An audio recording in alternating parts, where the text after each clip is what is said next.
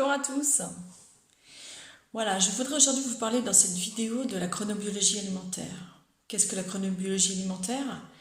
Ce n'est pas avant tout un régime, mais plutôt une réorganisation alimentaire qui consiste à manger les bons aliments au bon moment de la journée et en bonne quantité. Et surtout en suivant les rythmes biologiques de notre organisme. Et ceci afin d'harmoniser les formes de notre silhouette. Vous ne devez jamais manger pour maigrir, mais manger avec plaisir, d'une manière correcte. Vous allez apprendre à manger, non pas faire un régime. Ces régimes que vous avez certainement commencé, essayé puis arrêté, car vous avez été frustré, affamé, et voire même peut-être carencé, et qui ont eu un effet yo-yo. La chronobiologie alimentaire, c'est par exemple de manger gras le matin au petit déjeuner, qui vous permettra de tenir toute la matinée sans fringale ni manque d'énergie.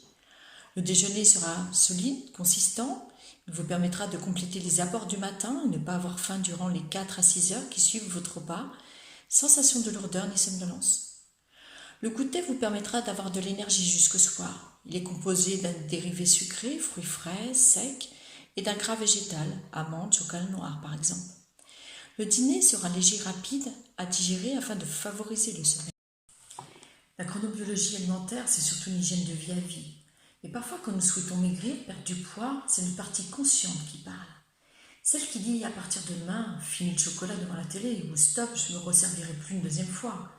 Il y a une autre partie, la partie inconsciente, qui nous pousse à finir notre assiette, ou nous attire vers le frigo, ou ouvrir le placard. Pour représenter notre cerveau, on peut prendre l'image d'un iceberg. La partie émergée est la partie consciente, et la partie immergée est la partie inconsciente. Or, on estime que presque 80% de ce que nous faisons, ressentons, imaginons, aimons, détestons dans notre quotidien, prend ses racines dans notre inconscient, et non dans le mental et la volonté, c'est-à-dire dans le conscient, qui lui représente 20% de notre cerveau. C'est comme s'il y avait un conflit interne dans notre tête. C'est pour cela que l'hypnose fonctionne très bien pour perdre du poids. Alors comment est-ce possible? La vocation de l'hypnose, c'est de travailler avec la conscience. Vous savez, cette partie de nous dont on n'a pas conscience justement, mais où sont stockées nos croyances, nos peurs, nos apprentissages.